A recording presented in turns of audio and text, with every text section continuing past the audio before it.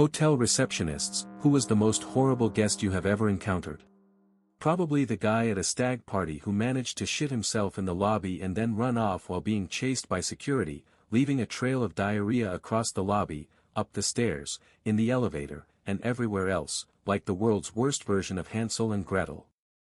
By the time security caught up with the, surprisingly fast, drunk guy, he had made it to the first-floor public bathroom and flooded it while trying to flush his trousers and underwear.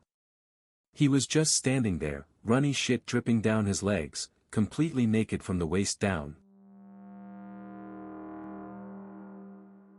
We had a guest whose kid squat walked while leaving a trail of poop/diarrhea for about 12 feet straight into the pool, then demanded that we clean up their child's mess. Then they were upset that we had to close the pool. We also had a creepy old man who kept asking me to bring rubber duckies to his room for his bath every night at a 5-star hotel, and I'd always just nervously laugh it off. I live in far north Queensland, Australia, where there are a lot of creatures. They get inside sometimes no matter how nice the hotel is, it's the rainforest. We once had a guest from New Zealand come screaming at us about a lizard infestation because she found a 1-inch gecko in her room. She claimed her kids were terrified, they absolutely were not, said it was unsanitary and unsafe, and demanded we remove it. We did, but then she insisted on an entirely new room. Later, she left a very nasty review because one of us cracked a smile at the phrase, lizard infestation. God, I have so many weird stories I can't even remember half of them. I've told this story in the hotel front desk sub before, but here goes. There was an elderly woman who stayed with her adult son, who had mental disabilities.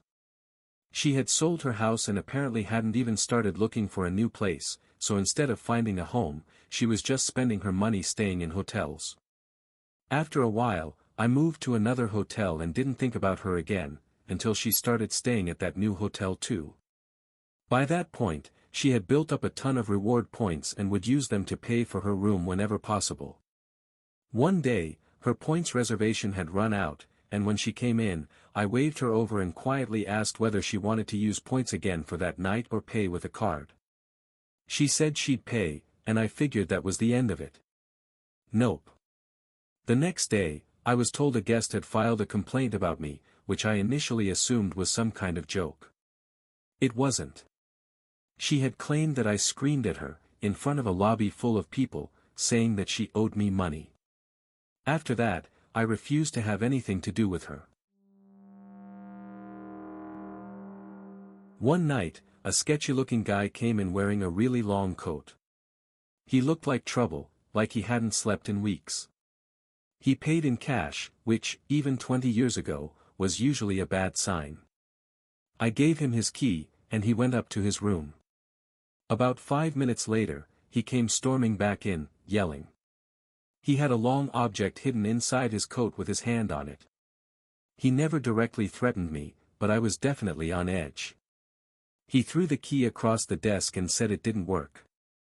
I checked it and told him that it wasn't actually the key I had given him, so of course it didn't work. He found the correct key, grabbed it, and stormed off. About 2 hours later, the police showed up, and one of the officers was carrying one of those parabolic listening devices. They asked if I had checked the guy in and wanted to know which room he was in. Turns out, he was wanted for armed robbery involving a shotgun. I gave them the information, and they staked out the room, then arrested him when he came out. Looking back, it's pretty terrifying. I'm almost certain the long object under his coat was the shotgun. Far too many to list, unfortunately. One of the worst happened during my first week out of training. Great start, right, when I was thankfully in the back office behind the front desk doing reservation work instead of actually being at the desk, where I'd spent most of training. A groom had emailed our team asking us to please go into their room and retrieve the bride's dress so we could steam it before the wedding the next day. We made sure we had permission to enter the room and everything was properly authorized. One of our staff members, though understandably uncomfortable about handling something so important, went to get the dress. The moment she opened the dress bag, she noticed small rips and dirty smudge marks on it. She immediately took photos, and the timestamps showed they were taken right after she opened the bag. There was no realistic way she could have caused the damage herself in that time frame. Then the bride came downstairs absolutely screaming. She accused our staff of trying to steal her dress, destroying it, and making it unwearable, even though it only had a few tiny tears and smudges, none of which we caused. She was running around the lobby screaming at the top of her lungs, threatening staff, and yelling that her rich father would have the hotel shut down and all of us fired. This was a luxury hotel in a major U.S. city, so she clearly thought that threat carried weight. Her theory was somehow that we stole her dress, damaged it for no reason, steamed it anyway, and then secretly put it back in her room. How that made any sense? No idea. Our manager stayed remarkably calm and asked her to step behind the desk so he could show her the actual email from her fiancé instructing us to retrieve the dress, specifically stating that the bride had requested it. She accused us of forging the email, despite it clearly coming from his actual email address. Then the groom came downstairs, and when our manager pointed out that he was the one who had sent the request, he suddenly acted like he had no idea what was going on. The next day, after the wedding, her father came down to check out and started berating our staff for upsetting his daughter before her wedding, then demanded a discount. We told him no. Genuinely bizarre behavior. I sincerely hope she got therapy. I've got a couple. There's a lady who has been a regular guest at my hotel for decades and is unbelievably entitled. Recently, she decided she didn't like the room she'd been assigned, but instead of simply talking to the front desk, she tracked down a maintenance worker and convinced him to let her into a different room that wasn't hers by claiming she'd lost her key. Then she just moved all of her belongings into the new room like that was a completely normal thing to do. Another guest was a homeless woman who had been staying at the hotel for several months, apparently because a friend of her father was paying for the room. One night, she was caught in the dry storage room stealing food. When she was finally evicted, staff discovered her room was filled with enormous piles of stolen items she had apparently been collecting throughout her entire stay. It looked like a hoarder's house. The very next day, she somehow snuck back into the hotel, tried to steal even more things, and then set up a makeshift camp in the parking lot until the police had to be called. And then there was the worst one. Years ago, I worked at a hostel in Kiev. We had one guest who was absolutely disgusting. He'd sit in the kitchen silently shoveling food into his mouth while staring blankly into space, crumbs falling all over himself and the floor, then eventually get up and leave without cleaning anything. He barely spoke, smelled terrible, and generally made everyone uncomfortable. One night, while I was thankfully out with my ex, he apparently had some kind of medical emergency in his sleep after mixing pills with alcohol. It was so bad that it woke everyone in the dorm. My coworker couldn't wake him and thought he wasn't breathing, so an ambulance was called and paramedics had to revive him. Everyone staying in that dorm had to sleep in the common room that night, all the bedding had to be thrown away, and the smell lingered for days. Tough choice on this one. I worked the audit shift at a small chain hotel in the Midwestern US, and late nights brought all kinds of chaos. The first guy was bizarre. The second guy was much less entertaining. The first one came down from his room wearing a tank top, a towel, and combat boots. What kind of gun is this? Then he casually placed a .22 pistol on the front desk counter. I immediately unloaded it, removed the magazine, and kept both out of his reach before telling him what I thought it was. He insisted it was a 9mm, which it absolutely wasn't, but at that point, arguing wasn't really the issue. I gave him the gun back without the ammunition and told him he could get the ammo back at checkout. Surprisingly, he wasn't too bothered by that. Then he left. Apparently, he went to Walmart and pulled the exact same stunt there. Naturally, they called the police. After everyone talked, he was apparently let go on the grounds that he was just an idiot rather than an active threat. Then, unbelievably, they sold him ammunition. So back he came, laughing the whole thing off. He admitted I'd been right, it was a .22, and told me the whole Walmart story like it was hilarious. Then he asked if there was somewhere on the hotel property where he could shoot. Absolutely not. He shrugged and said he understood. Then he walked outside, deliberately stepped off hotel property, and shot the Applebee's sign across the street. When he came back inside, I asked to see the gun again, pretending I hadn't seen one like it in ages.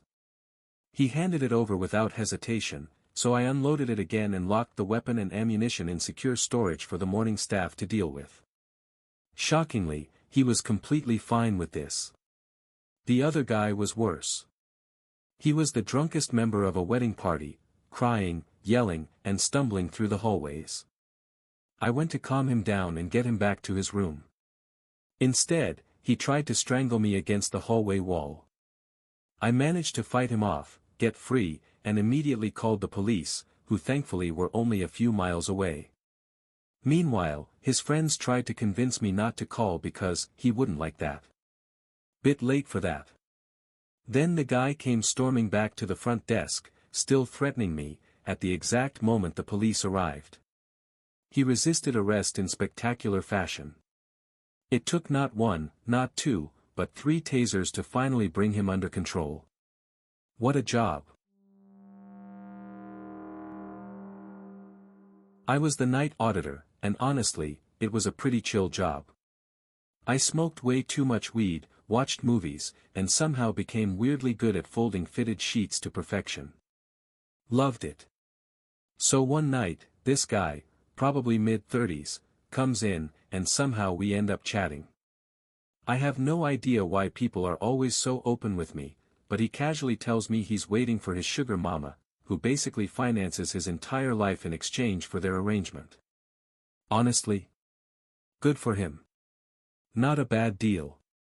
She shows up later, and we chat a few times throughout the night. She was fairly nice, though kind of annoying. Probably in her 50s. At one point, the guy comes out of the room and asks if I want a shot. Being a very dumb underage 19-year-old who never said no to free alcohol, I agreed. Terrible decision. The second I walked into the room, it reeked of cigarette smoke.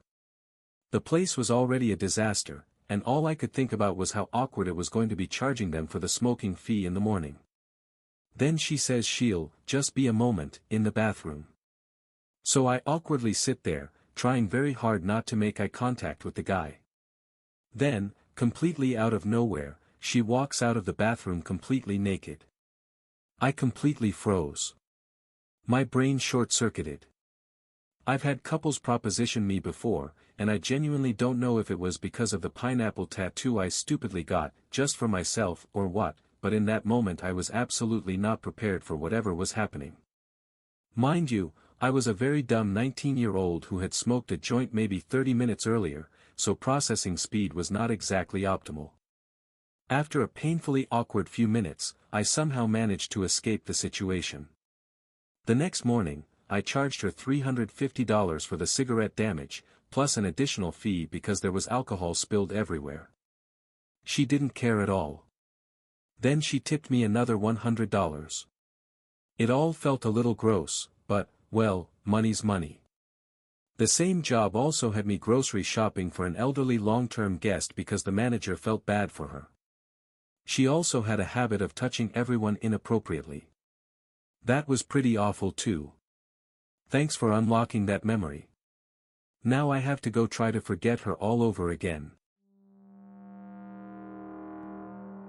I used to deliver for Papa John's many years ago to the fancy hotels and venues around downtown Baltimore. Some memorable ones. The worst? Anita Baker and her band. They literally tipped me with loose change just enough to round the total up to the next dollar. Meanwhile, the second that hotel room door opened, a massive cloud of weed smoke rolled out like a movie scene. The nicest? Tracy Lords. She was in town filming Serial Mom with John Waters. Ordered a single pizza and tipped me $20, which was fantastic back then. Best tip ever. Alex Brown Brokerage. Huge order, probably around 50 pizzas. One of the guys met me downstairs with one of those hotel luggage carts to help move everything. After unloading, he asked if it was okay to tip me with a check instead of cash. Sure. I tossed it in my pocket, got back to the car, and finally looked at it. $200. I was honestly stunned. My boss explained that those finance guys often had expense accounts, and toward the end of the cycle they'd spend more freely so the budget wouldn't get cut the next time around. But the weirdest story? Definitely KMFDM. I used to deliver to bands performing at Hammerjacks, the legendary Baltimore venue, and the owner, Louis Principio, was a genuinely cool guy who'd sometimes let delivery people and staff hang around. This was probably around 1997, when KMFDM was busy and doing a lot of high-profile work. I arrived with the pizzas and was told the band was out by their tour bus. So I walked over. Sasha Konietzko spotted me immediately, threw his arms open, and welcomed me like I was an old friend. He was starving, clearly thrilled the food had arrived, talking a mile a minute, opening pizza boxes before I'd even fully handed them over. I mentioned I liked the Nightcrawler remixes they'd worked on, which was about the only reference I had since I didn't know their catalog that well. He thanked me, started devouring pizza, clearly loving it. Then, completely out of nowhere, he asked, "Dude, can I give you a kiss?" I was absolutely baffled. Not offended, just trying to process whether this was some kind of prank. There were like 30 rock musicians around, and my brain was trying to compute the social situation at warp speed. So I just said, "Yeah, man." He gave me a quick peck on the lips, one of those enthusiastic Eastern European-style hugs, and jokingly whispered in my ear. I whispered back that I got it. He burst out laughing, the kind of laugh you can tell is 100% genuine, and instantly the whole weirdness disappeared. I ended up hanging around with the band for another 5 to 10 minutes just chatting before heading out. Honestly, I don't even remember what the tip was. The experience itself was so bizarre, unexpected, and somehow completely wholesome that it stuck with me way more than any amount of money ever could. Looking back, he just seemed like someone completely comfortable in his own skin, happy in the moment, and unapologetically himself. And weirdly enough, that memory still makes me smile.